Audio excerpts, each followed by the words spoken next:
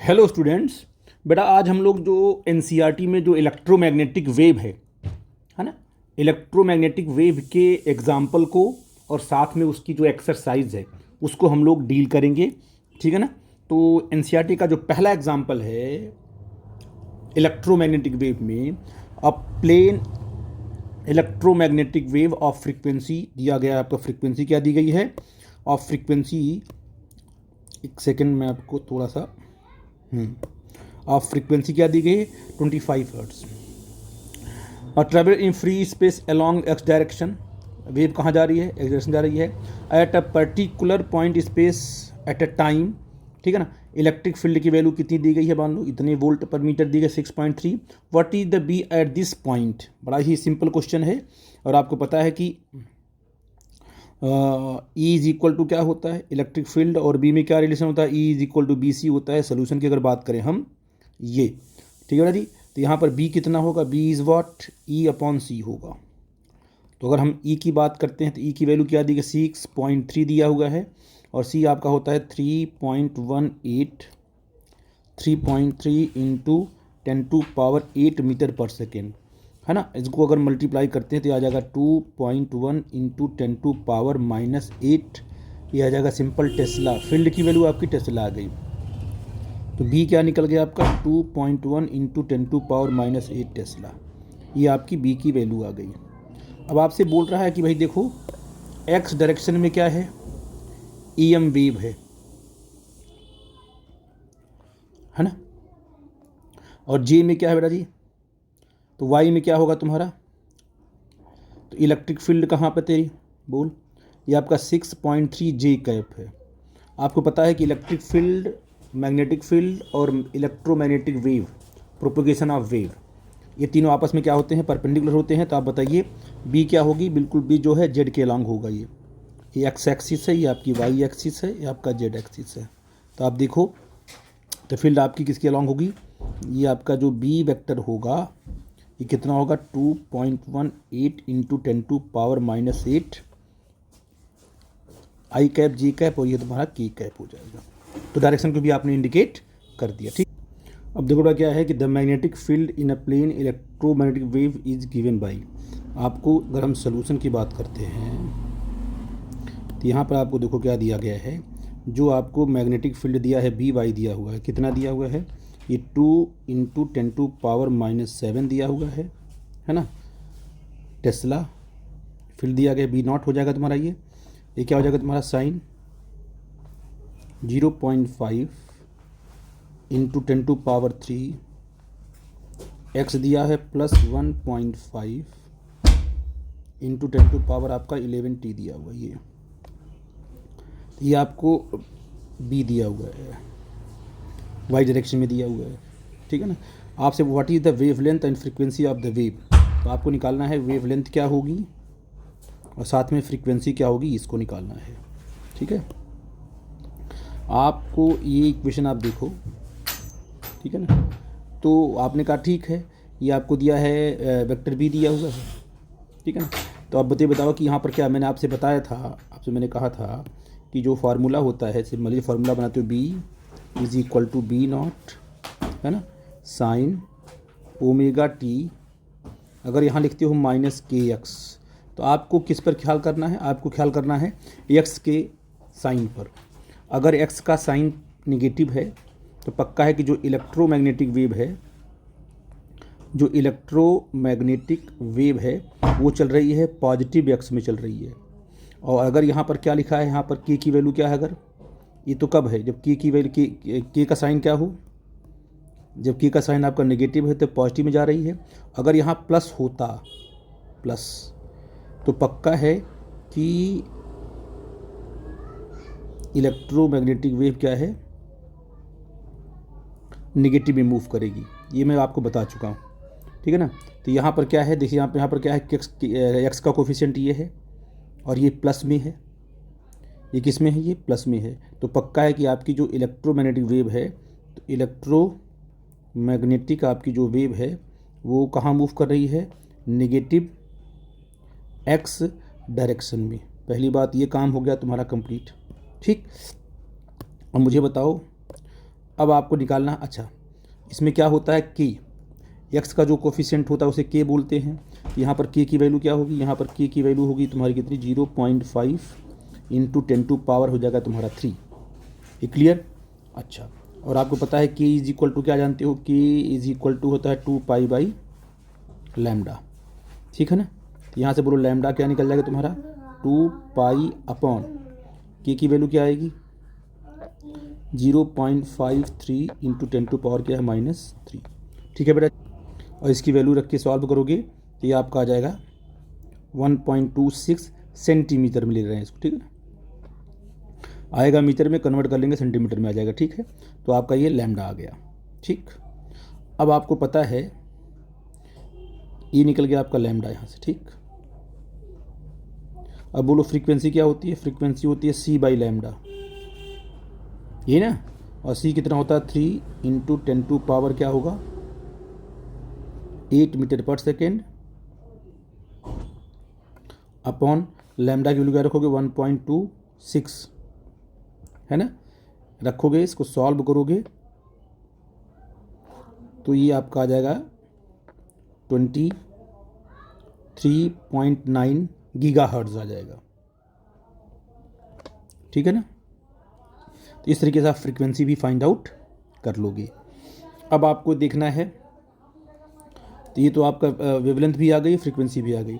अब आपको लिखना है expression of the electric field. तो क्या होगा, इलेक्ट्रिक फील्ड के एक्सप्रेशन मिल गया होगा तुम्हारे को। पहले आप क्या होगा E is equal to B is equal to B0 sin ωt minus kx, है ना यहाँ पर। तो आपको तो B0 यहाँ दिया गया है, ये पहले आप E0 निकाल लो। तो E0 क्या होता है B0 इंटू सी, है ना।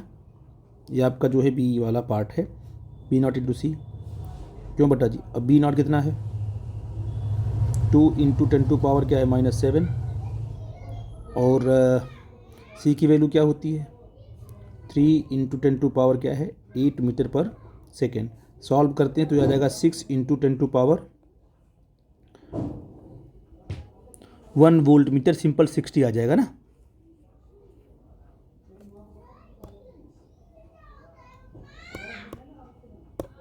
$60 वोल्ट पर मीटर ये आ जाएगा, ठीक है ना। अब मुझे बताओ कि आपका इलेक्ट्रोमैग्नेटिक वेव कहाँ पर है, नेगेटिव में है, ठीक है बेटा जी। आपको ये पता है कि vector E cross vector B ये क्या देगा, direction of propagation of wave. यहाँ से क्या डायरेक्शन ऑफ प्रोपोगेशन ऑफ क्या डायरेक्शन ऑफ इलेक्ट्रोमैग्नेटिक वेव आएगा। बोल बच्चा जी, है कि नहीं है। अब मुझे बताओ कि E क्रॉस B अगर मैं बात करूँ, ये तो है -i, क्योंकि वेव की डायरेक्शन कहाँ जा रही है, देखो नेगेटिव में जा रही ना। ये आपका है -i। बोल बच्चा जी, ठीक है ना। तो B तो आपका z डायरेक्शन में है। बोलो, जैसे आपने कहा ना i कैप इधर, j कैप इधर, क्या आपका k कैप है, i j कैप ऐसे मूव करते हैं ये देखो ऐसे ऐसे, i cross j k cross i j, उल्टा जाएंगे तो k क्रॉस j -i आएगा। तो अगर ये j है, दिया हुआ j है, तो पक्का ये क्या होगा, ये k cross is equal to आपका -i कैप आएगा। यानी इलेक्ट्रिक फील्ड कहाँ है, k डायरेक्शन में है कि नहीं बेटा जी। k का मतलब z डायरेक्शन में, कहाँ बेटा जी, इलेक्ट्रिक फील्ड आपकी z डायरेक्शन में है, क्योंकि ये आपको दिया है ना by, ये y में है, और x में क्या नेगेटिव x में क्या चल रहा है आपका EM वेव, जो आपका k में आएगा मतलब z में होगा। ये यानी क्या होगा तुम्हारा EZ is equal to E0, और सारी वैल्यू वही पुट कर बिल्कुल सेम रख दो। क्या 0.5 इंटू पावर क्या है 3x प्लस 1.5 इंटू 10⁻³ क्या होगा 11t। सारी वैल्यू सेम रखना होगा आपको। आई थिंक मेरी बात समझ पा रहे हो। ये दिखाना था कि जो इलेक्ट्रिक फील्ड का कंपोनेंट है वो z डायरेक्शन में है। आई थिंक मेरी बात आपको समझ। अब बेटा इसमें पूछा हुआ है कि 0 पॉइंट, ये आपका पिक्चर है, ये आपका फिगर है, capacitor made of 2 circular plates of each radius 12 centimetre. इसकी जो रेडियस कितनी दी है आपके 12 सेंटीमीटर दी गई है, and separated by the by distance 0.5 centimetre, इनके बीच का जो डिस्टेंस दिया हुआ है ये 0.5 सेंटीमीटर दिया हुआ, ठीक। The capacitor is being charging current is constant is equal to 0.15 ampere. इसमें जो करंट आपकी जा रही है, ये जो करंट आपकी है आई, क्योंकि वायर में है तो इसे कंडक्शन करंट बोलेंगे, कंडक्शन करंट इसको बोलेंगे, और ये कितना आपका है 0.15 एम्पियर करंट है, ठीक। अब इन्होंने इतना का बात बोल दी, ठीक है बेटा जी। अब इसके बाद कह रहा है calculate the capacitance and rate of change of potential difference between the plates. Simple सी बात है, इसलिए क्या करोगे आप, पहला ऑप्शन लगाओगे, पहला का पहले सबसे पहले क्या है आप कहोगे सर हम लोग निकालने वाले क्या चीज़ हैं, कैपेसिटेंस निकाल लेते। कैपेसिटेंस क्या होता है, C is equal to C क्या होता है, is equal to epsilon nought A upon D, parallel plate capacitor का फार्मूला। और एप्सिलॉन नॉट की वैल्यू क्या होती है आपको पता है 8.8। अच्छा पहले वैल्यू पुट कर लेते हैं, बाद में देखते हैं। सिंपल एप्सिलॉन नॉट ये आपका पाई आर स्क्वायर अपॉन हो जाएगा तुम्हारा सिंपल डी, तो ये क्या हो जाएगा तुम्हारा 8.85 इंटू 10⁻⁻12 हो जाएगा, है जी बेटा जी, और इंटू पाई 3.14 हो जाएगा। ये आपका कितना है 12 सेंटीमीटर है, तो हो जाएगा 12 सेंटीमीटर स्क्वायर करोगे 144 इंटू 12 इंटू 10⁻⁻² आएगा ना मीटर, तो 10⁻⁻4 मीटर स्क्वायर हो जाएगा, ठीक है बेटा जी। और अपॉन क्या कर लेंगे, डी कितना आपका है 5 सेंटीमीटर है, तो 5 इंटू 10⁻⁻ यहाँ पर -2 हो जाएगा, है ना, मीटर में। सॉल्व करेंगे तो ये आपका आ जाएगा 8 सिंपल आ जाएगा पिको फैरेड में, 8 इंटू 10⁻⁻6 आ जाएगा फैरेड, इसको क्या बोलेंगे 8 पिको फैरेड, ये आपका आंसर आ जाएगा, ठीक है बेटा जी। अब हम अगली बार अगला कंसेप्ट देखते हैं कि हम चलते हैं कि आपको क्या निकालना है। अब इसका बी पार्ट देखते हैं, बी पार्ट क्या है, ये कौन सा, नहीं अभी इसमें करना ये निकालना है change of potential, rate of change of potential. तो rate of change of potential क्या होता है तुम्हारा, जैसे मान लीजिए आपने कहा Q इक्वल टू क्या होता है CV होता है, तो DQ अपॉन DT क्या हो जाएगा बेटा जी, C कांस्टेंट है DV अपॉन DT, तो DV अपॉन DT क्या है rate of change of potential, तो C क्या हो जाएगा बेटा जी, व्हाट इज द वैल्यू आपको निकालना है DV upon DT is equal to क्या होगा 1 अपॉन C जाएगा नीचे, DQ बाई क्या हो जाएगा तुम्हारा DT, ये ना, तो ये जगह तुम्हारा कितना DV अपॉन DT हो जाएगा तुम्हारा I अपॉन C। I की वैल्यू बोलो कितनी बेटा जी 0.15 I की वैल्यू है, और आपने निकाला भी है क्या C निकाला आपने है कितना, यहाँ आपका हो जाएगा C, अच्छा यहाँ पे कितना आ गया, अच्छा सॉरी यहाँ मिस्टेक हो गई, इस गलती को हम लोग सही करते हैं। यहाँ जो आज आपका आ जाएगा 80 इंटू 10⁻⁻12 फैरेड आएगा, एक बार ये चेक करेंगे मल्टीप्लाई करके, तो ये आपका कितना बन जाएगा बेटा जी, ये बन जाएगा आपका 80 पिको फैरेड, क्योंकि 1 पिको फैरेड में क्या होगा 10⁻⁻12 फैरेड होता है ना, ये गलती होती है। तो कितना आ जाएगा तुम्हारा यहाँ पर सिंपल, अगर फैरेड में रखते हैं इसको तो 80 इंटू 10⁻12 रखेंगे, और इसको हम सॉल्व करेंगे तो हमारा आ जाएगा ये 1.87 इंटू 10⁻क्या होगा 9 वोल्ट पर सेकेंड, ये आपका rate of change of potential आ गया, ठीक है बेटा जी। अब अगला क्वेश्चन पूछ रहा है कि obtain the displacement current across the plates. आप ये समझिए कि प्लेट्स के ये वायर है, वायर में आपकी कंडक्शन करंट है, और जो दोनों प्लेट्स के बीच में तो एयर है, वायर तो है नहीं, इसमें जो आती है वो कंडक्शन करंट आती है, सॉरी इसमें जो आती है उसे बोलते हैं डिस्प्लेसमेंट करंट। डिस्प्लेसमेंट करंट जो है इलेक्ट्रिक फ्लक्स के चेंज के होने की वजह से बनती है, डिस्प्लेसमेंट करंट वायर में नहीं होती है। और डिस्प्लेसमेंट करंट क्या है आई जो डी है, अगर हम बी की बात करें तो डिस्प्लेसमेंट जो करंट आई डी है वो आई सी के बराबर ही होती है, क्योंकि जो करंट यहाँ से एंटर होगी वही यहाँ से बाहर भी यहाँ से अंदर जाती हुई दिखाई पड़ेगी, वही डिस्प्लेसमेंट करंट बन जाएगी। तो I C is equal to I D होगा, मतलब ये भी कितना होगा आपका 0.15 एम्पियर होगा। आई थिंक मेरी बात समझ गए आप, ठीक है। कह रहा है कि is the Kirchhoff's first rule are applicable between the plates, कहोगे बिल्कुल सर, क्योंकि जो करंट यहाँ से एंटर होगी वही यहाँ से बाहर निकलेगी। बस जितना 0.5 एम्पियर एंटर हुई, 0.5 एम्पियर यहाँ से बाहर निकलेगी। तो जंक्शन रूल यहाँ पर वैलिड है। क्यों? क्योंकि कहीं भी करंट ब्रेक नहीं हो रही है, ठीक है ना, या तो कहीं करंट इकट्ठा नहीं हो रही है। जितनी करंट एंटर हो रही है उतनी करंट ही अंदर भी चल रही है। तो आई थिंक आप समझ गए कि जंक्शन जो किरचॉफ्स का रूल यहाँ पर पूरा का पूरा फुलफिल होगा। ठीक है बेटा जी। अब बेटा यहाँ देखा कि a parallel plate capacitor made a circular plate each of radius, सबकी दी गई है रेडियस 6 सेंटीमीटर, इसका भी 6 है और इसका भी 6 है, ठीक है ना। हैज़ अ कैपेसिटेंस सी दिया है कितना, इनका जो कैपेसिटेंस कितना है, सी कितना है दिया है, सी इक्वल टू दिया है, C is equal to 100 microfarad. The capacitor is connected to है, इतनी बैटरी से कितना कनेक्ट है, 230 वोल्ट से कनेक्ट है, 230 वोल्ट ये है। और फ्रिक्वेंसी कितनी दी गई आपकी, 300 रेडियन पर सेकेंड, ठीक है, यानी ओमेगा दिया गया आपका। तो आपको पता है कि आपका क्या है, आपका ई आर एम एस होगा, E R M S value होती है, पता है आपको। तो what is the R M S value of the conduction current. तो आपसे कंडक्शन करंट की बात कर रहा है, तो आपको सिंपल पता है कि जो आपकी आई आर एम एस होता है क्या होगा, वो E R M S upon कितना आपका यहाँ रिएक्टेंस आएगा, सिंपल यहाँ एक्स सी आएगा, अभी पढ़ के आप आए हो, तो ये आपका हो जाएगा सिंपल एक्स सी हो जाएगा। ठीक है बेटा जी, आई थिंक मेरी बात समझ पा रहे हो। और एक्स की वैल्यू, एक्स सी की वैल्यू क्या होती है, एक्स सी की वैल्यू होती है 1 अपॉन ओमेगा सी, है ना। तो यहाँ पर आई आर एम एस क्या हो जाएगा, I R M S equal to क्या हो जाएगा, 230 वोल्ट आपका है ये। और यहाँ क्या रख दिया हमने, 1 अपॉन ओमेगा सी रखोगे, 1 अपॉन ओमेगा सी इसको ऊपर ले जाओगे, तो ये आपका जो आई आर एम एस है ये आ जाएगा 230 इंटू ओमेगा इंटू सी, है कि नहीं है। और आपको कितना दिया है ओमेगा, ओमेगा इंटू सी, ओमेगा आपको दिया है 300 और आपका सी कितना दिया है, तो आपकी हो जाएगा कितना हो गया, 300 हो गया ये, है ना।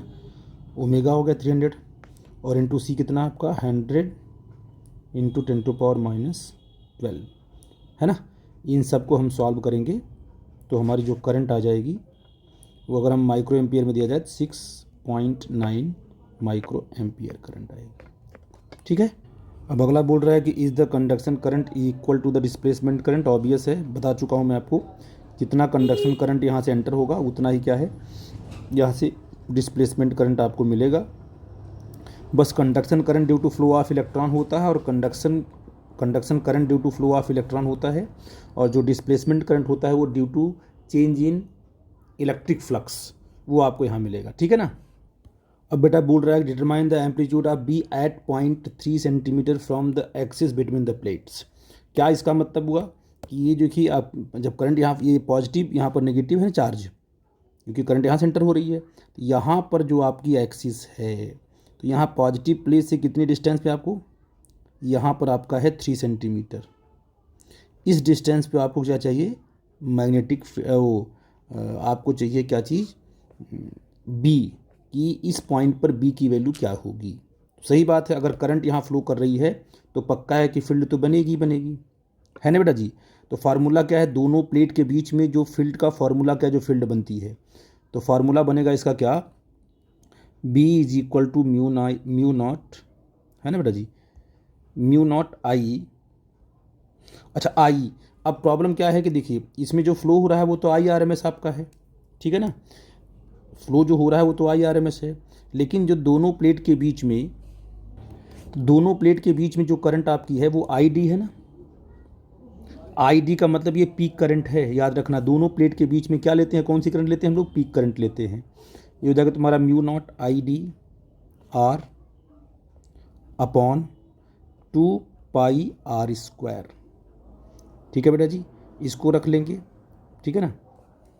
तो बेटा यहाँ पर जो आई डी बनेगा आपका, ये बी जो बन जाएगा, ये म्यू नॉट है ना, ये बन जाएगा तुम्हारा म्यू नॉट आर लिख लो, और ये तुम्हारा होगा आई नॉट यानी पीक करंट होगा, ये 2πr²।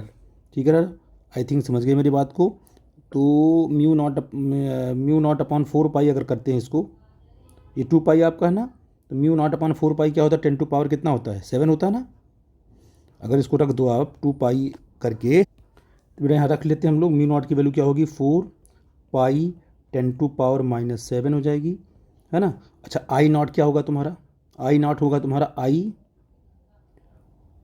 Are M S into √2 होगा, है ना। अपॉन, तो डिस्टेंस कितना था आपका, देखो कहाँ पर था ये 3 सेंटीमीटर। तो IRMS इंटू √2 इंटू 3 इंटू 10⁻⁻² हो जाएगा मीटर।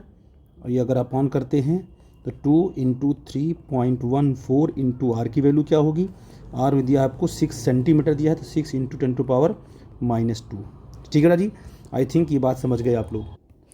जब बेटा इसको IRMS कितना रखोगे, IRMS आप निकाले हो, देखो ध्यान से कितना 6.9 माइक्रो एम्पियर, यहाँ तो रख करके कन्वर्ट करोगे ना इसको एम्पियर में, यहाँ रखोगे तो ये आपका जो आंसर आ जाएगा बी जो मिलेगा आपको लास्ट में वो मिल जाएगा 1.63 इंटू 10⁻⁻11 टेस्ला।